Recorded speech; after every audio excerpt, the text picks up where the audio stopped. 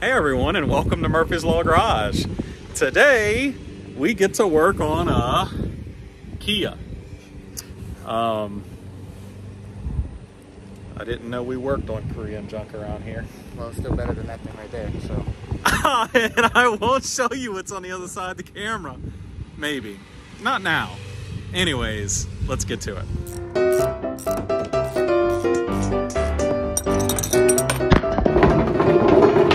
Dang it. All right, I tease. Look, I'll show you a little bit of what, nope, that's all you get. This right here, this guy, we know what that is. This guy right here, this guy's name is Jacob, and he's the owner of the thing with Kia written on the front of it. You mean the faster car? And today we're going to be uninstalling a JB4. Now, yes, I'm sorry we put it on off camera without you, but the idea of this, this happened during a hurricane stuff, but regardless, we're going to show you what it takes to take it out, which is the same process as putting it in. I went ahead and did you a favor and grabbed some drag gate footage of it. 3, 2, 1.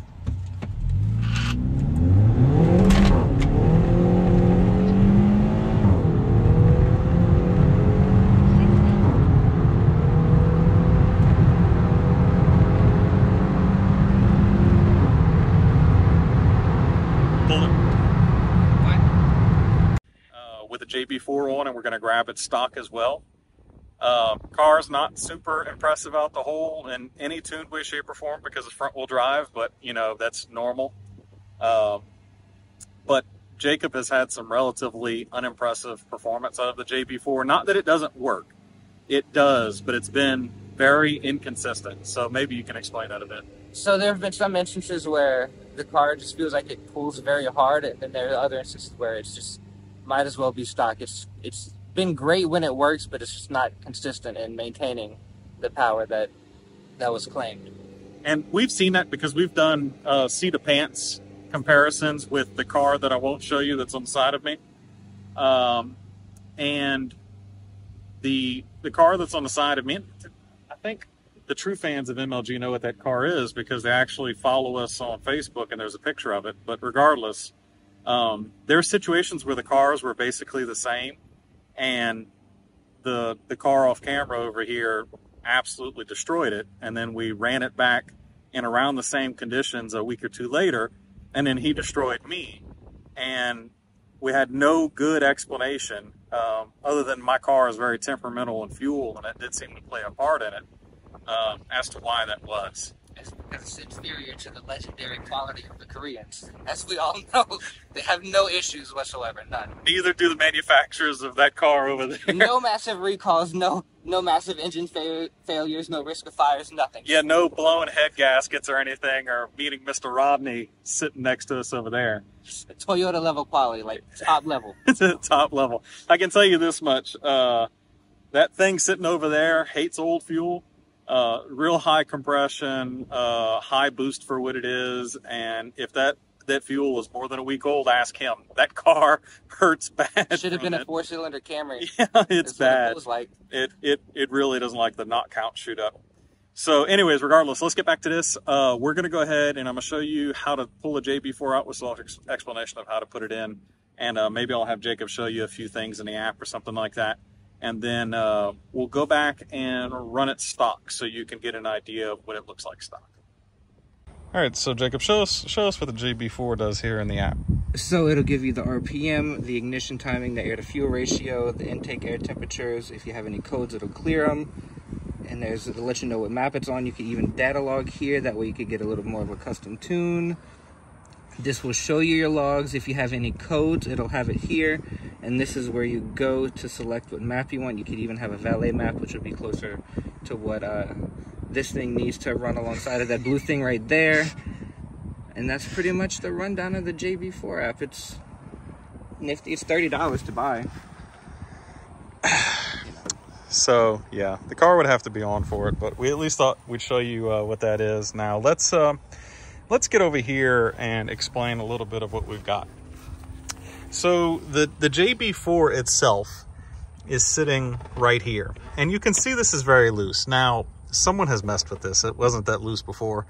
I'm going to show you how I tuck this in here because we didn't want to permanently attach it for Jacob's testing. Also, there is a module, which is right here, just kind of pinned up under the harness right there. This is for the Bluetooth connectivity that allows it to talk to the phone. And you can just adjust it on the go. So if I feel like I need to have it in valet mode to run Julian, you know, that's fine. And whenever I want to, you know, put buses on him, I could adjust it to map 2 on the fly. In his dreams. But anyways, so this goes right here, and then we've got a pair of wire connections here that we need to interrupt. So let me go ahead and start taking some of this apart, and I'll explain to you what connectors need to be messed with. But of course, one of the very first things we need to do, pop that, pop this, grab up under there, yank on it really, really hard until it breaks, rip the air filter out, throw trash in there so that the Kia blows up, and we're good to go. Let me grab some tools. I'm gonna pop this off and show you what I did. All right, so easy. 110 mil releases the top part of the air cleaner, and now you can see the JB4 is hanging out right here, and I have very carefully folded up, and now I'm gonna rip out of here extremely violently. Not really, no. The cables for the JB4. So what I had done, and obviously someone's manipulated this since then, but I had the JB4 pressed down in there with the cables kind of neatly organized in there and pushed up against it. And that did pretty good for keeping the cables and the JB4 pinned down. Again, this was meant to be a more temporary install because Jacob changes everything constantly. So it make it easier for us to pull the JB4 out. And this is actually not the first time this has come out. Long story short, Jacob was hoping to get a tuned ECU, and that didn't happen. So what happened there is, I'm not going to tell you who, but someone didn't entirely read the whole thing correctly. But I ended up getting a thing to where we'd have to remove my ECU, have like 38 different pins to plug into the ECU and flash it that way, and that's not going to happen. Way too complicated. Nor did I want my ECU to show that it's been unlocked and then be permanently flashed, because again... Can the record show that Jacob admits he messed up? Not as bad as you messed up with that. No. All right, so as you can see here, we've got 2 more 10 millimeter bolts. So it was 10 mil to pull the top cover off. We got 2 more here. I'm gonna pull this 10 mil out, wiggle this around a bit, and then realize that I've got to pull these 2 clips out as well to remove this. These, fortunately, are super simple. In fact, if I'm real careful with this, I might actually be able to trick it into letting me have it. There we go. You just got to push that little dimple in, and then you can pop these out. I'm going to do that off camera real quick. I need a flat blade or something, but we'll... All right, so these little guys, you push that clip in at the top, and then you can just grab them on the corner and pull them off. I'm going to stick that in there, and then we should now be able to snake this out of here if I had taken the last bolt out. So Jacob, let's go ahead and make that 3 bolts to remove this. Yeah, well, and if you would have paid attention the first go around, you would have seen this. You've done it how many times now? I've only done this 1 time ever, but that would be a lie. We're going to try not to lose this into the infinity down there. And then we just slip this out. Now, the reason why the whole air box has got to come out like that is because one of the connectors for the JB4 interacts with the transmission harness, or no, the, I'm sorry, this is the, most probably the pressure sensor for boost. Let me look at this. Are we on the full intake side? So yeah, it's coming off the intercooler. So this is either going to be a speed density sensor or a pressure sensor, and it interrupts it, right? So it tricks the signal going to the stock ECU. So one of the connectors we need to unbypass is this one right here. And then we've got 1 more that I've got snaked up over here that comes right here and interrupts what looks to be also a manifold pressure. So this is going to be manifold pressure. This one is going to be speed density for this car. So we're going to undo these. I'm going to bring you right back in as we're removing them. All right, so I don't know why I said transmission for this one. This is most definitely speed density. In fact, one of the problems that this JB4 has, right, is that it does not interact with the transmission side of the house. That is correct, because Kia and Hyundai use a separate TCU for the car to where it's not with the ECU, whereas the Mustangs I've had in the past, you could tune the transmission through an ECU tune and have it adjusted. However, this one requires a separate unit that needs to be tuned as well. Okay. But you don't mind the neighbor cutting the grass in the background. It's not my fault. She needed to cut her grass, and it's not her fault either that she needed to cut the grass. It's just one of the benefits of living in South Louisiana. You don't really have a choice other than to cut the grass every other week. So you got this, Jacob? So we've got, this is an interrupter. You can see here where, you know, female to male here to interrupt the signal going to the speed density right here. All we got to do for the installation of the JB4 or the deinstallation is to remove this or to put it in place to interrupt this connector. I'm going to go ahead and plug this in right here so that that bit of it is removed. And then you can see here I had it kind of fished under these cables here. I'm not a fan of using a bunch of zip ties when you have a good place to follow stock wires. And in the case of this, you'll see I kind of wrapped the wires around the existing harness to imitate that, just so that there's not a bunch of zip ties. People often put a whole bunch of zip ties. For one, that doesn't look good. But for two, if you put a bunch of zip ties, a lot of people have a bad tendency of really reefing on those zip ties. And believe it or not, it'll damage a harness to a vehicle, because like these coverings that are on the wires can actually eat into the wire if you've got them too tight, especially like that plastic loom that comes on most stock vehicles. You see them in a lot of domestic vehicles, kind of like this right here. This plastic loom right here, if you collapse it too much, that sharp edge will squeeze in and bite the wires and damage them. So I try to avoid that if at all possible. So the next thing you see me do here is I got this other section of harness that wraps up here to where our pressure sensor is on the manifold. And we need to, again, unbypass it. So I'm gonna disconnect this one, slide that connector back, and then I'm gonna disconnect this one, slide that connector back, and then just plug it right back into the stock position. Now, of course, if you're installing, you're putting it in to interrupt, but it's the exact opposite. And then I'm gonna slide this back out of here, like I said, having had it weaved in between all of these wires. Now there is a cooling fan right here, so you need to pay attention to your routing here. You can see I followed this harness up here so that I could come up and around the cooling fan and not get sucked into it with no need to have zip ties. Now in a former life, I used zip ties a lot. And even though I had ready access to zip ties for running communication and network wires, I didn't like to use a lot of them for many of the reasons I explained before, but also just because it looked messy.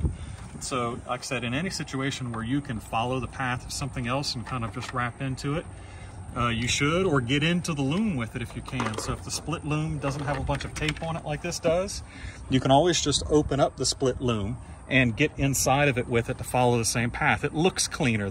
It looks like the factory put it there on purpose.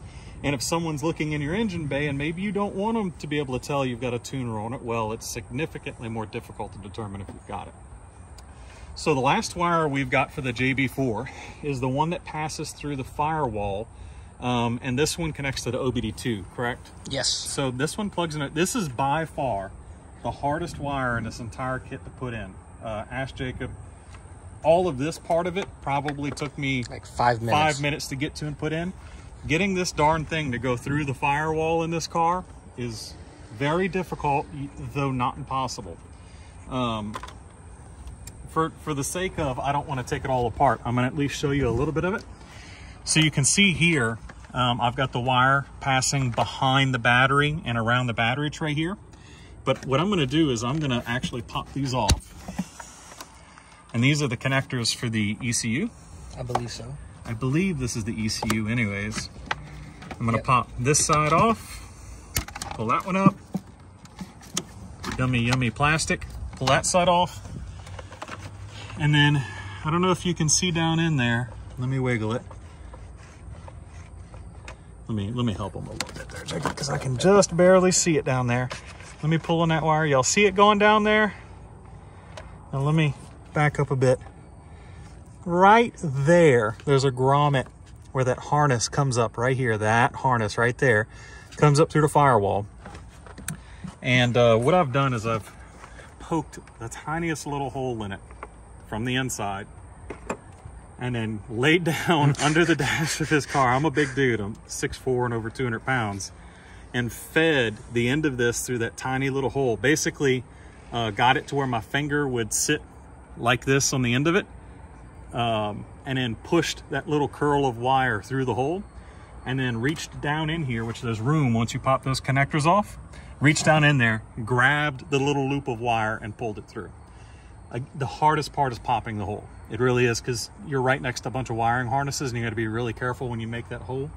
I'm sure someone else is gonna have some other brilliant idea of how to do this. I was not taking apart that wiring harness. It would be dumb to do so. And if you make just the littlest pinhole, I mean tiny, enough that you can get the rubber to spread open, when you pass a wire through like this, think of like a latex balloon. It spreads around the wire really, really tight and then collapses back down onto it. So there's no risk of any CO2 or anything like that making it into the cab. So you maintain that really good factory seal. And even once I pull this wire out of here, that hole was so tiny that it can still seal itself. So that's an important bit. So now what I'm going to do is I'm going to go tuck up under the dash over there and carefully extract that wire without breaking it. And we'll bring you back for that. The finest things in life. Coronado cherry from California Scents. All right, Mr. Wherever, I'm not going to say where you work because the internet's dumb and that's not a good idea. But he knows down to the brand as to what air freshener he's got in here. That smells pretty nice. Smell it, Jacob. There we go. Anyways, so that wire runs through to the OBD2 port right here. I'm just going to pop that out and you can see it interacts with the car, and that's for like gauges and stuff like that, right? Correct. And then does it need it to apply a tune? Yes. So that affects it has the to be connected as well? Okay. Yes. It will, unless that's plugged in, it will not communicate with the app. Gotcha. Okay. So that's kind of an important part. I got that right there. And then let me see if I can give the viewers a better view of this. Maybe not, because I'm telling you guys, it is up in here. You see all the way up in there. I can't even see it. It's a feel thing. It is literally, so if you're looking up under the dash, you can see here we've got a fuse panel or something right there. I can't quite tell what it is. But if you go straight down this harness right here, this is the one that comes through from the firewall, this harness.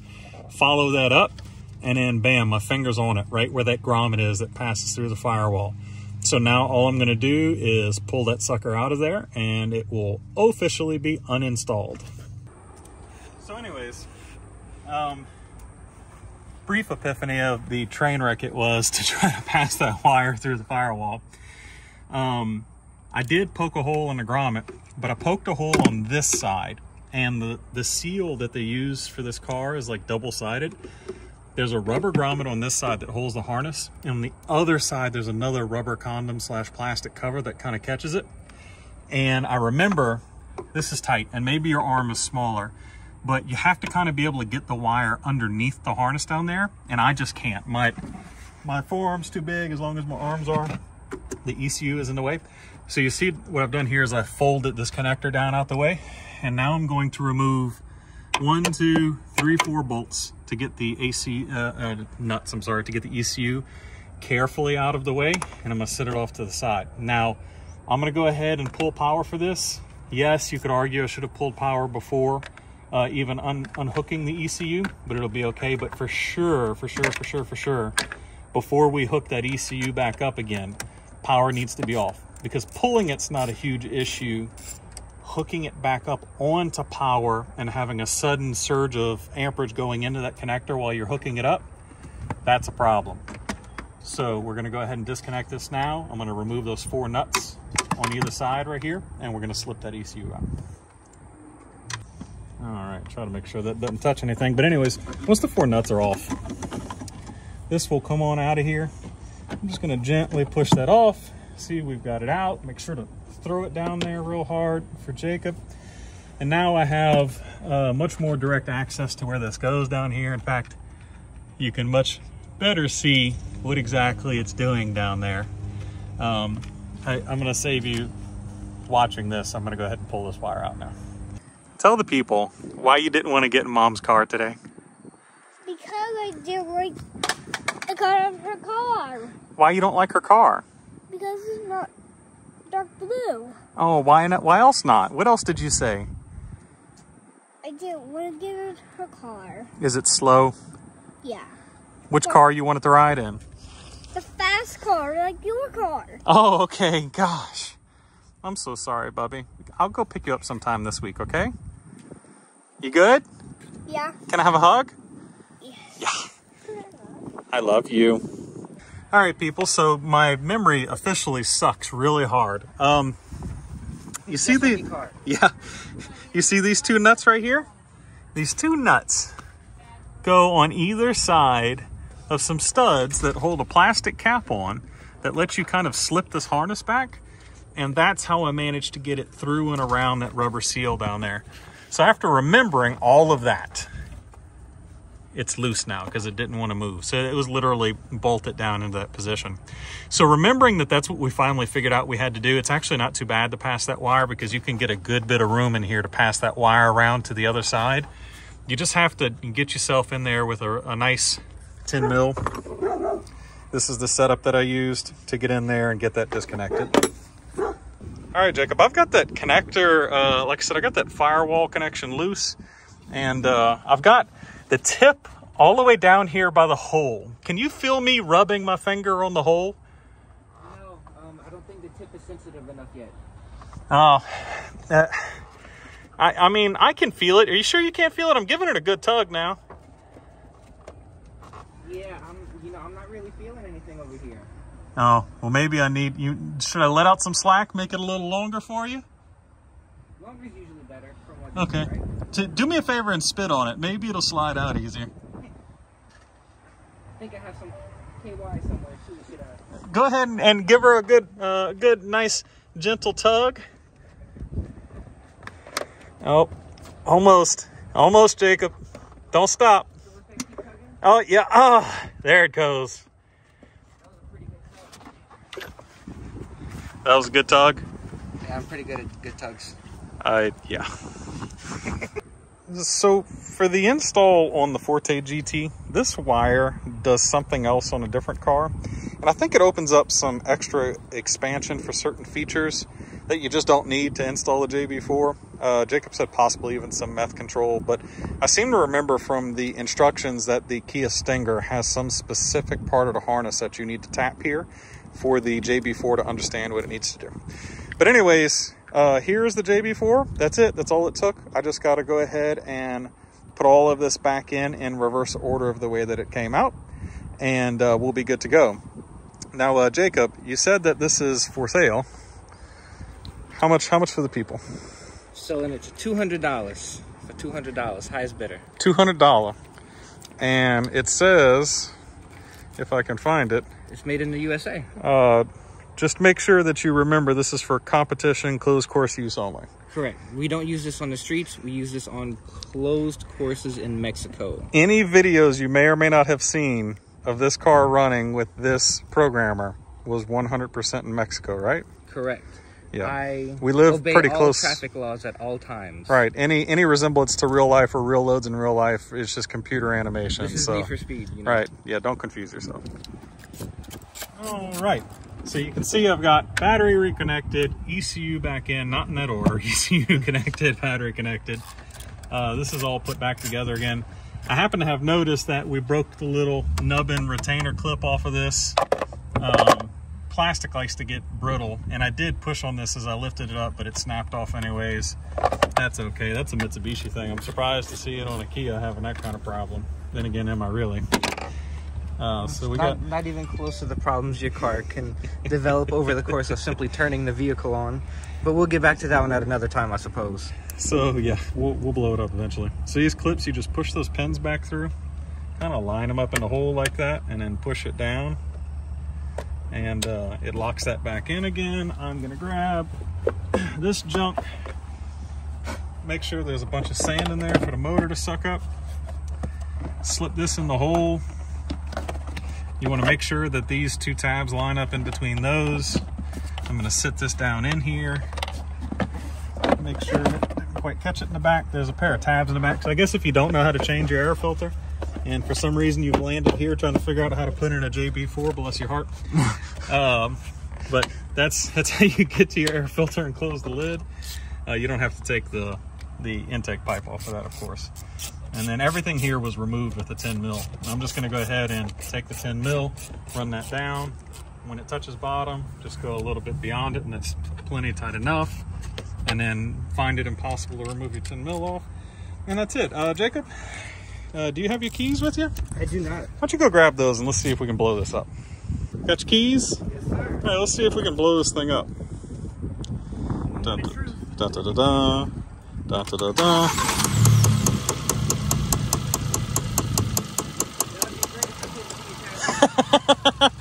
Darn. So you mean those videos on the internet aren't as realistic as they might make it seem? It would unfortunately appear to be that way, sir. Let's get a brap. You got a brap? This is warm, by the way. I've been burning myself the whole time. Give us a brap. A little more. And what's this thing got for an exhaust?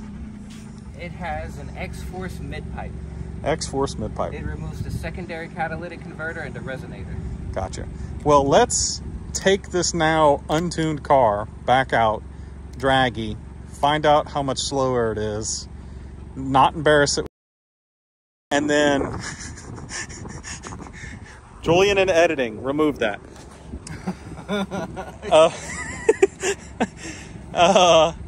And then come back and you'll tell us what's happening to this car now that the JB4 is out. Well, what's currently happening is my car is telling me that my hood is open. Oh, well, we should fix that. All right, hurry up. Go when you're ready. 30, 60,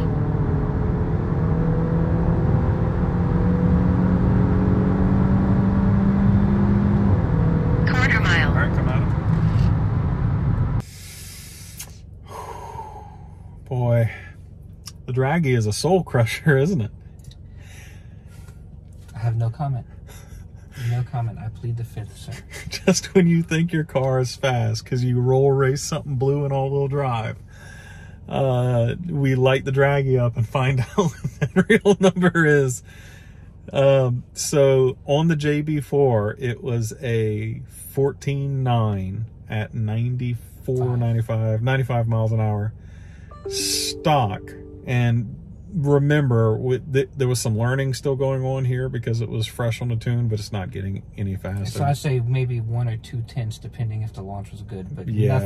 nothing major. It's and you'll see the video. It's for all intents and purposes 15.3. It's like 15.29 or something like that at 92 miles an hour. If anything, the car seemed like it drove better without the tune. The JB4 transmission acted better. So the power delivery in the JB4 is not smooth. It's very lumpy. You can feel where it comes on, and it's extremely aggressive when it does come on, because it's right around $3,000 is whenever you really get the surge of the power. Without transmission tuning, the car is struggling with how to shift the transmission when the tires are spinning. And when it had the JB4, you can tell in the video it spins a lot harder in first gear, and you can hear it hang, deciding what to do on the second gear transition and when to do it. So a transmission tune for this thing is going to be a huge deal. So why don't you tell us what you're going to now, the reason why we've done this. So 6-Element, one of the primary and most well-known tuners and part suppliers for the KDM community, has released an EK1 Lite, which is a handheld tuning device. You can upload tunes, data log, do everything you need to do, and it'll plug directly into the ECU where you could flash the transmission and the ECU at the same time. Got you. So do you hook into the harness in the engine bay, or is it going to OBD2? Strictly OBD2. So like the N-Gauge or the Cobb Access Tuner. Or even K-Tuner if you're in the Honda scene. Any of those things, it just plugs in OBD. It's way easier than what we had to do to put in the JB4. What's the cost difference between those two? So the JB4 is, I believe, I purchased it secondhand, so don't hold it against me if the numbers are right, but I want to say it's around $500 or $600 new with everything, and I believe they offer a warranty. Burger Motorsports is very good about helping the original owner of the JB4, and the EK1 Lite by itself is $630 from 6-Element, or there's other vendors that sell it as well. And how much is a tune from them? I got mine from N75 Motorsports. I got 5 tunes, and due to waiting 7 months to get an ECU and TCU, Daniel has been very great, and he gave me a transmission tune for free. Gotcha. We'll link them down in the video just for anyone who's interested. It sounds like there's probably like 15-20% more money in the end to go that route, but we'll let you know which is actually better for the car. I can tell you from having raced him in Mexico in the blue thing with all-wheel drive and having ridden in the car is faster on you can feel it in the seat of your pants, you can feel it in the way the car moves and pulls, but it's not happy about it. Transmission tuning is a big part of making a car faster, and especially since this car, specifically the Forte GT, has a dual clutch transmission, you're risking a lot by not tuning the pressure and timing of the clutches. So that's going to be a big part of making this thing work better. And the TCU tune will adjust all those fantastic parameters to make it more aggressive like it should have been from the factory, rather than being janky like it currently is. Yeah, 1, 2, 3 in this car is not good. It's very tiny gears, and since it's front wheel drive, and it's useless. If the transmission was tuned better, Jacob might be able to modulate his foot to get the car to roll out quicker, because the car that he's been racing against with can get out of the hole in just about any condition, and it's impossible. Once he destroys first gear, it's impossible for him to close the Hyundai, gap. Kia, and Genesis are well known for being extremely aggressive when it comes to pulling timing, whether traction control is on or off, and being a dual clutch just makes it a little bit more sensitive to that fact. Yeah, so we're gonna get that new tuner put in, and then we're gonna upload another video and show you what that difference is. But anyways, we gotta go. Maybe we'll go drive a real car after this. We'll see. Sounds like me on a toilet. Sounds like someone boxing. Anyways, as usual, knocking itself right out of the engine bay. Right. Just there goes the rod. We'll see y'all next time. We love you. God bless. Peace.